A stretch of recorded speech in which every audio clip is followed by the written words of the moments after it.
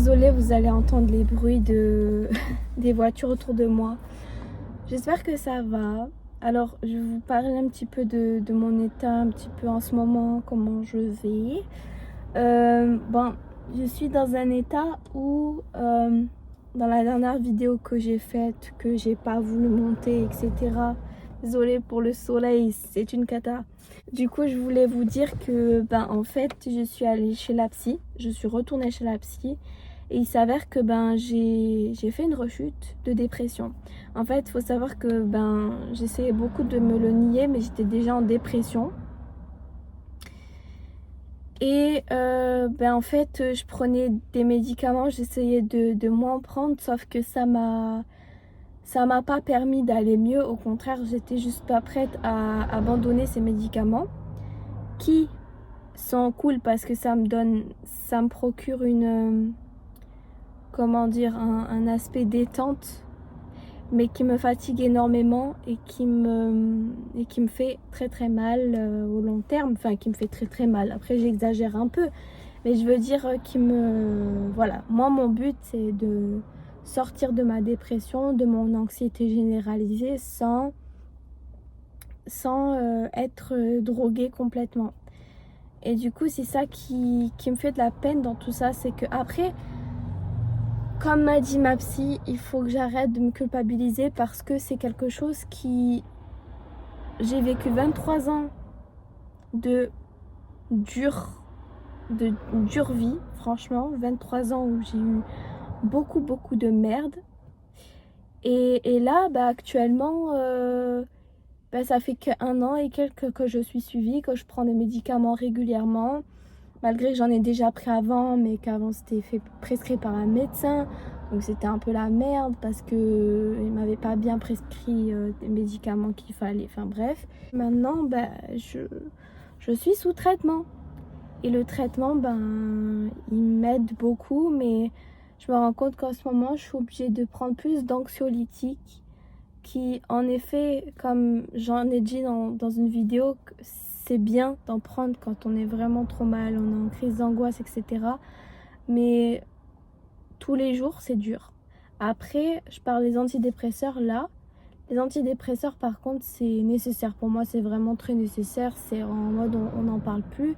Pendant 6 mois, je vais devoir prendre des antidépresseurs comme avant, sans les alterner, parce qu'il faut savoir que avant, j'alternais un petit peu, même sans que la psy elle le sache, parce que je voulais vraiment m'habituer.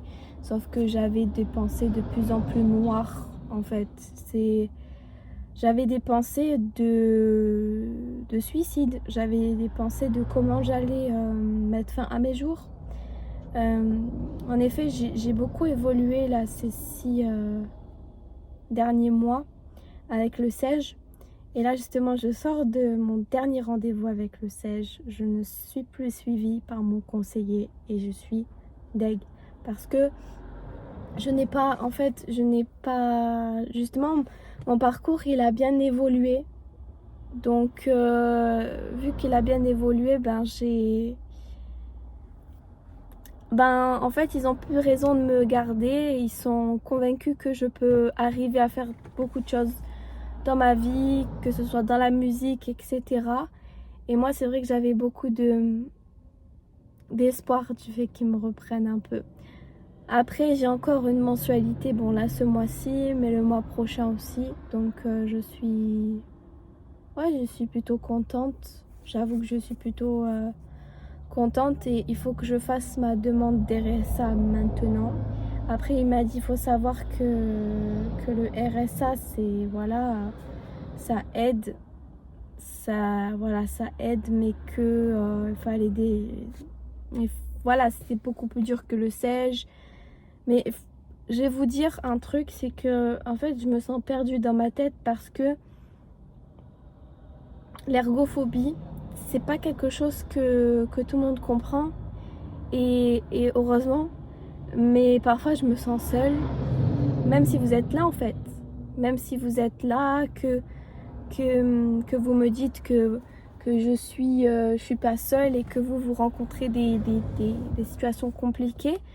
Je me disais, je sais pas, pourquoi pas je sais pas, faire une association pour mettre en avant en fait les personnes qui ont beaucoup du mal à s'insérer au travail. Et c'est pas que, on va dire, un petit stress passager, mais c'est vraiment une phobie qui est due à des expériences passées, mais aussi des expériences, je veux dire, de vie, quoi, qui fait que bon, on n'est pas à l'aise dans le travail, c'est pas qu'on n'aime pas travailler, c'est pas euh, qu'on n'aime pas, je sais pas, on n'aime pas ça, c'est que en fait, c'est quelque chose qui nous tue d'aller dans un travail qui nous plaît pas forcément. Alors après, il faut trouver un travail qui nous plaît forcément. Mais ce qui nous plaît, ben, on n'est pas forcément rémunéré par ce qui nous plaît facilement. À part faire des études, à part faire... Là, en fait, mon cerveau, là, je vous dis tout ce qui se passe par ma tête, tout ce qui passe par ma tête. Parce que je me sens très très fatiguée moralement d'être comme ça. Mais sauf que je le suis et il faut que j'accepte. Je suis ergophobe. J'ai beaucoup j'ai beaucoup en fait de traumatisme. Voilà, j'ai beaucoup de traumatisme, de phobie depuis que je suis petite et puis ça s'est généralisé avec le temps. Mais par contre, les expériences que j'ai eues, c'est pas des expériences voilà qui m'ont aidé à aller bien. Et il y a aussi le fait que il y a un moment donné, il y a eu un commentaire super négatif de mon ancienne responsable qui est venue me voir dans les commentaires, qui s'est déjà affiché par la même occasion, hein, ça date d'un moment maintenant, quand j'ai fait ma vidéo sur l'ergophobie. Je sais pas comment elle est tombée dessus, mais en tout cas elle est tombée dessus. Peut-être qu'elle s'est sentie visée à ce moment-là, je sais pas. Parce que je parlais pas... En fait, c'était pas le titre de la vidéo, faut dire. Elle apparaissait pas en mode, voilà, ma responsable, ah nanana. En fait, elle était pas au courant de la situation que je traversais. Mais je sentais que, bon, en fait, c'est un travail qui était très prenant et je comprends. D'être en maison de retraite, c'est très prenant et t'as pas forcément le temps de raconter ta vie, tu vois. Et mes traumatismes, en fait, je sentais qu'elle pouvait pas vraiment les comprendre parce que c'était quelqu'un qui très clairement dans les commentaires a dit à un moment donné qui avait tendance à un peu dire parce qu'à un moment donné dans un commentaire elle a dit ciao les dépressifs parce qu'il y avait des abonnés qui m'avaient défendu par rapport à ses propos, qui essayaient de me faire passer pour une connasse en gros parce que j'avais laissé en fait mon travail parce que j'en pouvais plus et c'est vrai que j'avais laissé comprendre que je voulais continuer, mais en fait je pense que c'était par pur ego et aussi parce que je voulais pas perdre d'argent, on va dire les choses clairement, je voulais pas perdre de l'argent, donc voilà, je voulais continuer, mais je me suis rendu compte qu'à un moment donné j'ai eu un burn-out complet. Et elle avait dit, alors en 3 mois entre guillemets, parce que je suis pas restée que 3 mois là-bas, elle a dit, voilà, en si peu de temps faire un burn-out quand même, nanana. Moi, c'est en 10 ans que j'ai fait un burn-out, enfin, je sais pas, un truc comme ça.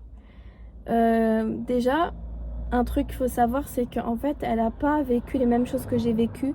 Je raconte pas tout, que même si c'était une personne de la famille de mon ex, j'avais pas tout à lui raconter, j'avais cette barrière quand même entre responsable et famille, et je la voyais plus en tant que responsable qu'autre chose, donc oui, j'avais pas forcément le courage de dire ce que j'avais. Et merde. Il est tombé.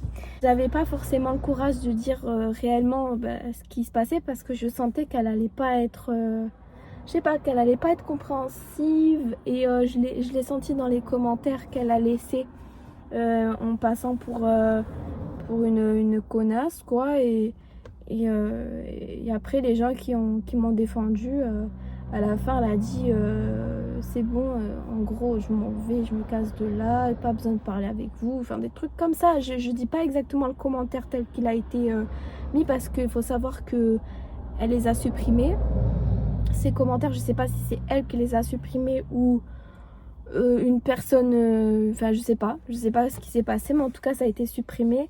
Mais en gros voilà, ciao les dépressifs, parce qu'on m'a défendu. Et ça m'a, au fond ça m'a rendue hargneuse, parce que tu peux pas dire à quelqu'un tu comprends pas ce que c'est la dépression, tu fermes ta bouche en fait. Tu fermes ta bouche et tu dis rien. Tu dis rien. Tu sais pas ce que c'est la dépression, surtout l'ergophobie. J'en parlais pas parce que c'était dans le milieu du travail et que j'avais juste envie de me dépasser, de faire du mieux que je pouvais. D'ailleurs, c'est ce qu'elle me disait. Parfois, elle me faisait comprendre que je faisais du bon boulot. Et du jour au lendemain, je sais pas, les choses se passent mal. Enfin bref. Du coup, je vais dans plein de sujets différents parce que j'ai besoin de libérer mon sac. Mais pour dire que, en fait, cette expérience, elle m'a fait du mal. Après, j'en ai eu une autre qui était moins pire, mais qui m'a aussi fait du mal, parce que vous voyez, ces personnes, au départ, qui sont super bienveillantes avec vous, qui sont là, qui essayent de vous canaliser, qui essayent de vous aider, voilà, qui essayent de vous aider, et puis après, derrière le dos, on vous met des coups de couteau, et tu la prends comme ça, et puis t'en as marre, t'as envie de te casser. Et c'est ça en fait, j'en ai marre que dans un boulot dans lequel je me trouve vraiment assidue en général. Enfin franchement, je suis quelqu'un qui prend les choses vraiment à cœur quand j'ai un boulot, que quand ça va pas, on puisse me mettre des couteaux, enfin je sais pas, on peut, un camion qui a failli me taper la voiture, faut pas que je pète un plomb maintenant. Enfin, bref. Voilà, donc du coup, je voulais vous parler un peu dans ce moment, ce qui se passe. Pour revenir au truc, au sujet du départ, je sors du siège. J'aurais aimé avoir une aide. Pour être honnête, la pure motivation, c'était financier, parce que je me sens complètement dépassée. En fait, je me sens complètement dépassée. Pourquoi? Parce que en tant qu'ergophobe, c'est pas qu'une petite boule au ventre qu'on a, c'est limite le pleur d'aller au travail. C'est le fait de vouloir, en fait, je pensais très noir quand j'étais au travail. Après, tous les travails ne sont pas comme ça. Comme mon conseiller a dit, il a raison, tous les travails ne sont pas comme ça, mais malheureusement, j'ai fait des travails, des jobs qui étaient compliqués pour moi. Et du coup, là, franchement, à part ma passion, le chant, les vidéos, etc., je me sens pas apte à faire un travail qui va encore potentiellement me faire mal. En fait, c'est comme si je savais au fond de moi que les autres travails que j'allais faire pour subvenir à mes besoins uniquement allaient me faire du mal. Et c'est ça qui est dur. C'est ça qui est trop dur, en fait. C'est que je suis dans une impasse. Après, je suis dans le droit de demander le RSA. Je suis dans mon droit. Et bon, tout ça induit à ce que je reprenne des médicaments assez fréquemment, enfin, qui sont un peu plus dosés, parce que sinon je stresse, je suis pas bien, je suis contractée, voilà, je suis pas bien. Et c'est dur de ma part, c'est dur de dire aux autres je suis pas bien, etc., j'ai besoin d'aide, parce qu'en fait un dispositif n'est pas fait pour spécialement nous donner de l'argent gratuitement, entre guillemets, même si j'ai une opinion sur ça, mais que je donnerai pas. Mais bon, c'est la galère pour tout le monde, enfin pour plein de gens. Mais moi je parle en tant que hypersensible et ergophobe. Voilà, parce que je sais que beaucoup de gens le sont, mais beaucoup de gens aussi ne le sont pas, donc qui ne comprennent pas. Et ces vidéos-là me permettent d'extérioriser en fait mes émotions, parce que j'ai que ça pour extérioriser. J'ai que ces vidéos pour extérioriser mes émotions qui sont super négatives. Et donc voilà, j'espère en tout cas en ce moment, je vais peut-être faire des vidéos qui vont vraiment qui vont transmettre peut-être un bad mood et c'est pas ce que je veux, hein. On est tous capables de faire des choses bien de notre vie, il faut juste faire des choses qu'on aime. Mais là j'ai vraiment besoin d'extérioriser parce que j'ai fait une rechute en fait. Dans ma dépression j'ai fait une rechute qui est pas facile à assumer parce que les vidéos d'avant, en fait je pense que ça va être comme ça dans ma chaîne pendant un moment. C'est-à-dire que je vais avoir un moment où ça va aller très bien et des moments où ça va aller très mal. Et ces moments où je vais aller très bien, je vais les dire, et des moments où je vais aller très mal, ben, je vais le dire aussi. Et, et en fait, la vie, c'est jamais une ligne continue, j'apprends. Et voilà, et du coup, ben, je partage les choses telles qu'elles sont, en fait, dans mes émotions. Voilà, j'essaie d'être le plus spontanée possible, même si des fois, j'ai vraiment beaucoup de mal à faire de vidéos. J'ai vraiment beaucoup de mal à faire de vidéos. Pourquoi? Parce que j'ai peur d'être chiante. Et je vous dis chiante de par mes propos, de par ma façon de penser. Après, je veux dire, ceux qui ne se sentent pas concernés par mes vidéos ne les regardent pas, c'est sûr. Mais